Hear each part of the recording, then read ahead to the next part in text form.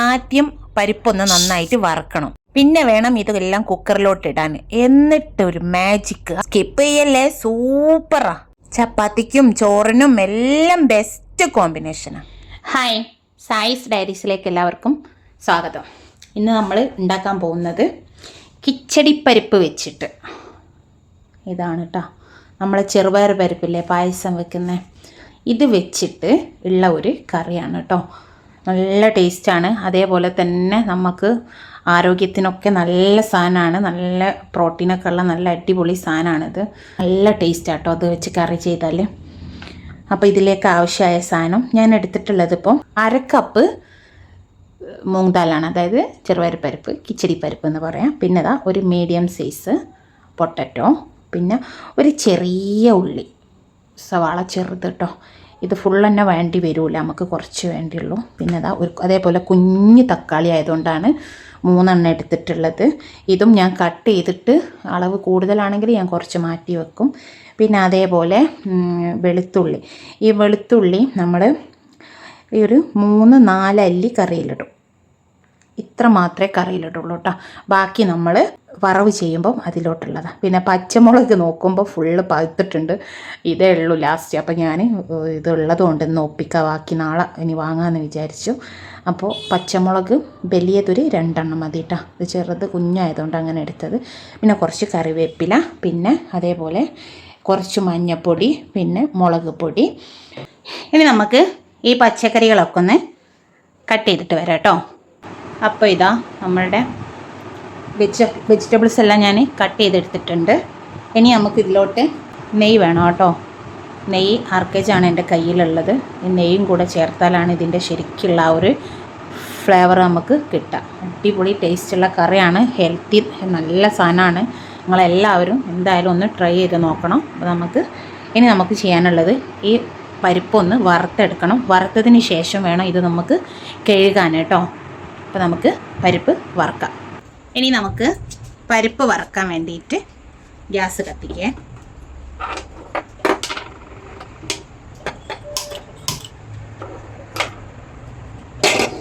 ചട്ടി ചൂടായിട്ടുണ്ട്. ഇനി നമുക്ക് ഇതിലോട്ട് ഇട്ട് കൊടുക്കാം. തീയെ മീഡിയത്തിലാക്കി കൊടുക്കണം. പറ്റ ലോയും ആവരുത്, ഹൈ ഫ്ലെയിമും ആവരുത്, മീഡിയം ലെവലിൽ തീയാക്കി കൊടുക്കുക. കൈ എടുക്കാതെ വേണം കേട്ടോ ഇളക്കാനില്ലെങ്കിൽ കുറച്ച് ഭാഗം വേറൊരു കളറും കുറച്ച് ഭാഗം വേറൊരു കളറും, അതേപോലെ വേവിലൊക്കെ വ്യത്യാസം വരും.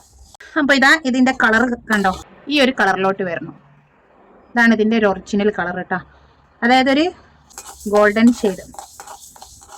അത് റെഡി ആയിട്ടുണ്ടെങ്കിൽ നമുക്ക് ഇത് നന്നായിട്ടൊന്ന് കഴുകിയെടുക്കാം. ഒന്ന് തണുക്കണം. തണുത്തതിന് ശേഷം നമുക്കിതൊന്ന് കഴുകിയെടുക്കാം കേട്ടോ. ഇത് ഞാൻ നന്നായിട്ട് ഇതാ കഴുകിയെടുത്ത് കൊണ്ടുവന്നിട്ടുണ്ട് കേട്ടോ. ഇനി നമുക്ക് ഇത് ഇപ്പോൾ ഫസ്റ്റ് നമ്മൾ ഒരു കുക്കർ എടുക്കുന്നത്, കുക്കറിലോട്ട് ഈ പരിപ്പിട്ട് കൊടുക്കണം. അതിന് ശേഷം നമ്മൾ അരിഞ്ഞ് വെച്ചിരിക്കണ സവാള, തക്കാളി, വെളുത്തുള്ളി, പച്ചമുളക്, ഉരുളക്കിഴങ്ങ്, കുറച്ച് കറിവേപ്പില ഇതിട്ടിട്ട് ഇനി ഒരു 1/4 ടീസ്പൂണ് മഞ്ഞൾപ്പൊടി,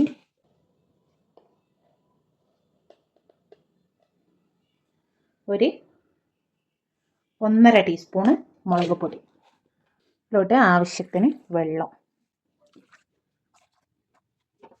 ഇനി ഇതിലോട്ട് ആവശ്യത്തിന് ഉപ്പിട്ട് കൊടുക്കുക. എന്നിട്ട് നന്നായിട്ടിത് കൈ വെച്ചൊന്ന് മിക്സാക്കി കൊടുക്കുക കേട്ടോ.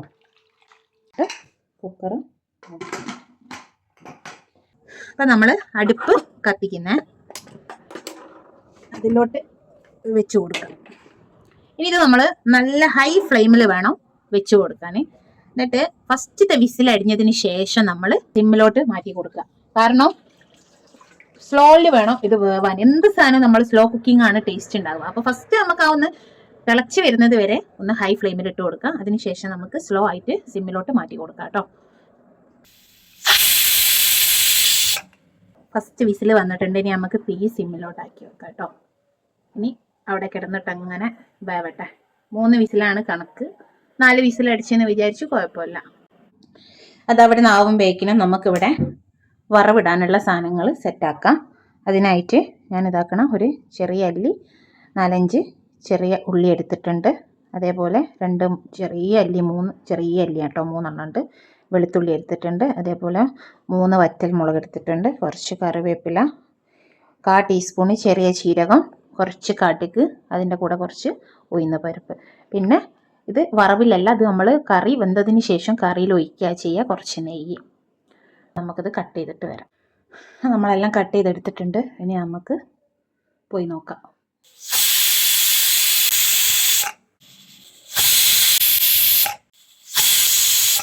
അപ്പം നമ്മളെ കറി ഇവിടെ റെഡി ആയിട്ടുണ്ട്. ഇനി നമുക്ക് ഗ്യാസ് ഓഫ് ചെയ്യാം കേട്ടോ. അപ്പോൾ എയറെല്ലാം പോയിട്ടുണ്ട്. ഇനി നമുക്കിതൊന്ന് തുറന്ന് നോക്കാം.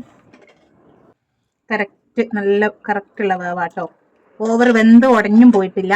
നല്ല, ഇനി വേണമെങ്കിൽ ഒരു വിസിലൂടെ അടിഞ്ഞെന്ന് വിചാരിച്ച് കുഴപ്പമൊന്നുമില്ല. ഉരുളക്കിഴങ്ങെല്ലാം കറക്റ്റായിട്ട് വെന്തിട്ടുണ്ട്.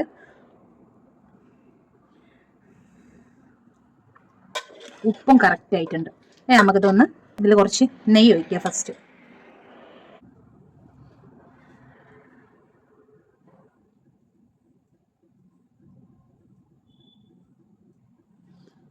അപ്പോൾ ഞാനിതിൽ ഒരു 1/2 ടീസ്പൂണ് 1 ടീസ്പൂണ് ആ ഒരു അളവിൽ നെയ്യ് ഒഴിച്ചിട്ടുണ്ട് കേട്ടോ.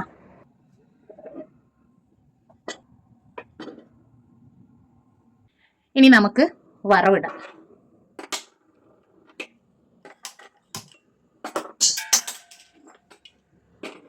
ഇപ്പോൾ ചട്ടി ചൂടായിട്ടുണ്ട്. ഇനി നമുക്ക് ഓയിൽ ഒഴിക്കാം. ഞാൻ വെളിച്ചെണ്ണയാണ് യൂസ് ചെയ്യുന്നത്. ഇത് നെയ്യിലും വറവിടാം കേട്ടോ. നെയ്യിൽ വറവിട്ടാൽ നല്ല ടേസ്റ്റാണ്. പക്ഷെ എനിക്ക് അങ്ങനെ ഓവർ നെയ്യ് ഇഷ്ടമല്ല.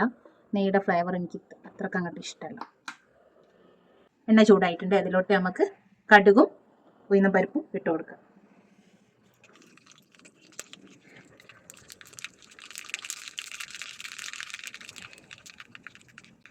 കടുക് പൊട്ടി കഴിഞ്ഞിട്ടുണ്ടെങ്കിൽ നമുക്ക് ചെറിയ ജീരകം ഇടാം.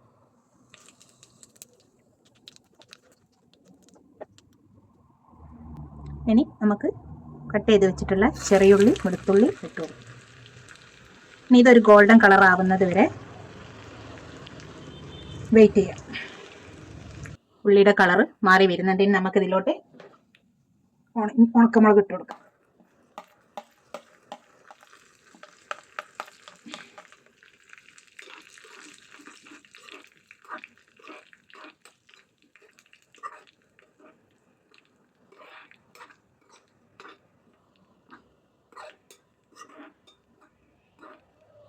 മുളക് നന്നായിട്ട് മൂത്ത് വന്നിട്ടുണ്ട്. ഇനി ഫൈനലായിട്ട് നമുക്ക് കറിവേപ്പില ചേർക്കാം.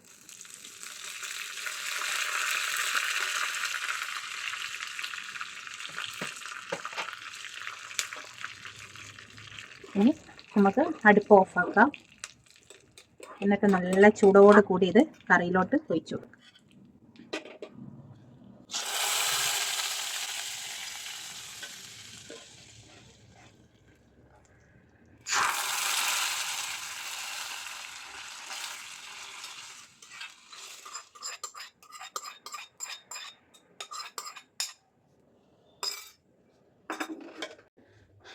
അപ്പം നമ്മളുടെ കറി ഇവിടെ റെഡി ആയിട്ടുണ്ട്. നല്ല അടിപൊളി കറിയാണ്, നല്ല ടേസ്റ്റാണ്. എല്ലാവരും മറക്കാതെ ഒന്ന് ഉണ്ടാക്കി നോക്കുക. നമുക്ക് ഹെൽത്തിന് വരെ നല്ല സാധനമാണ് കേട്ടോ. ഓക്കെ, നല്ല പാകമുള്ള കുറുകി നിൽക്കുന്നുണ്ട്. അത് വിചാരിച്ച് ഓവർ വെള്ളവും ഇല്ല. നല്ല അടിപൊളിയാണ് കേട്ടോ.